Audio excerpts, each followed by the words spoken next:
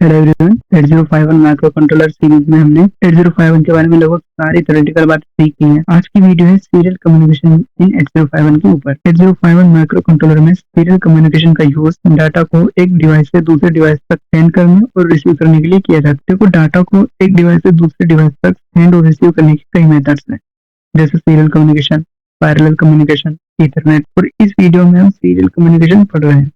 तो डेफिनेशन क्या होती है सीरियल कम्युनिकेशन की? जब डेटा को एक एक बिट करके एक लाइन के जरिए ट्रांसमिट किया जाता है और इससे ही सीरियल कम्युनिकेशन कहते हैं। यह इसलिए ज्यादा उपयोगी है क्योंकि कम वायर में डाटा ट्रांसमिट हो जाता है। जब हमने पिछली वीडियो में पोर्ट 3 के बारे में पढ़ा तो उसमें हमने TXD और RXD पिन के बारे में पढ़ा था। अगर वीडियो नहीं देखी तो आप जाकर देखते हैं। 8051 माइक्रो कंट्रोलर में एक टेक्निक होती है जिससे माइक्रो कंट्रोलर सीरियल कम्युनिकेशन का यूज कर पाता है। वो टेक्निक है UART, universal asynchronous receiver transmitter. TX और RX पिन का यूज हम डाटा को रिसीव और सेंड करने के लिए करेंगे। पिछली वीडियो में हमने बाउड रेट के बारे में भी पढ़ा था। नहीं पता तो आप वीडियो जाकर देख सकते हैं।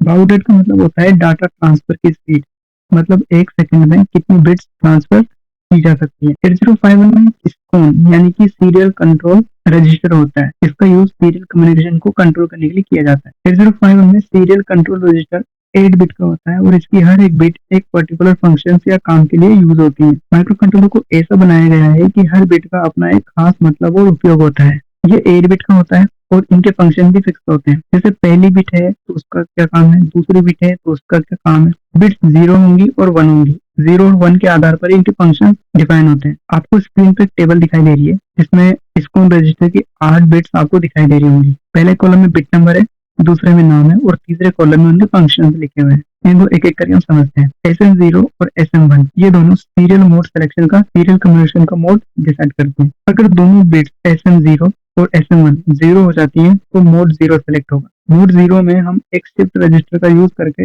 8 बिट डाटा सेंड करेंगे। इसमें मोड में बाउड रेट फिक्स होती है, मतलब जितनी फ्रिक्वेंसी का ऑसिलेटर होगा उस हिसाब से ये सेट हो जाएगी। अगर SM0 इक्वल टू 0 और SM1 इक्वल टू 1 है तो मोड 1 सेलेक्ट होगा। इसमें बाउड रेट फिक्स नहीं होती।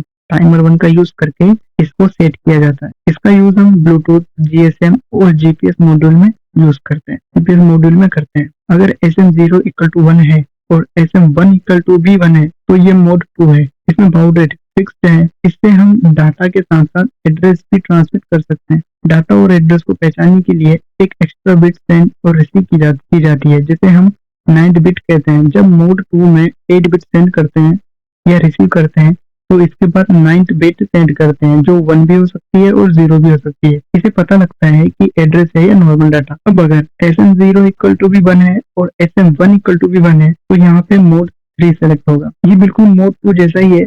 इसमें भी डाटा और एड्रेस ट्रांसफर और रिसीव किए जाते हैं। डाटा और एड्रेस को पहचानने के लिए 9th बिट का यूज किया जाता है, जो हमने मोड 2 में भी पढ़ा। पर इसमें बाउड रेट को टाइमर 1 से कंट्रोल किया जाता है। अब बात करते हैं SM2 बिट की। इसका मतलब होता है सीरियल मोड 2 बिट। ये सीरियल कंट्रोल रजिस्टर की खास बिट होती है क्योंकि इसका यूज मल्टी प्रोसेसर कम्युनिकेशन में किया जाता है। मल्टी प्रोसेसर कम्युनिकेशन का मतलब होता है जब एक सिस्टम में एक से ज्यादा प्रोसेसर होते हैं तो वो सब अलग अलग टास्क परफॉर्म करते हैं। अगर SM2 इक्वल टू 1 रखा जाए तो प्रोसेसर सिर्फ उन्हीं डेटा को स्वीकार करेगा जिनकी 9th बिट 1 है, और अगर SM2 को 0 रखा जाए तो प्रोसेसर सभी डेटा को रिसीव करेगा। नेक्स्ट बिट की हम बात करते हैं REN, रिसीव इनेबल। जब REN 1 होती है तो माइक्रो कंट्रोलर डेटा रिसीव कर सकता है। REN बिट 0 होती है तो डेटा रिसीव होना बंद हो जाता है। अगर हमें डेटा रिसीव करना है तो इस बिट को हमेशा 1 रखना पड़ेगा। अगली बिट है TB8, मतलब ट्रांसमीटर बिट 8। जब हमने मोड 2 और मोड 3 पढ़ा था तो हमने 9th बिट की बात की थी, वो यही है। ट्रांसमिशन के बाद डाटा और एड्रेस को अलग करने के लिए TB8 बिट को ही 9th बिट के रूप में किया जाता है। और ऐसे ही होती है हमारे पास RB8, रिसीव बिट 8। ये भी 9th बिट होती है।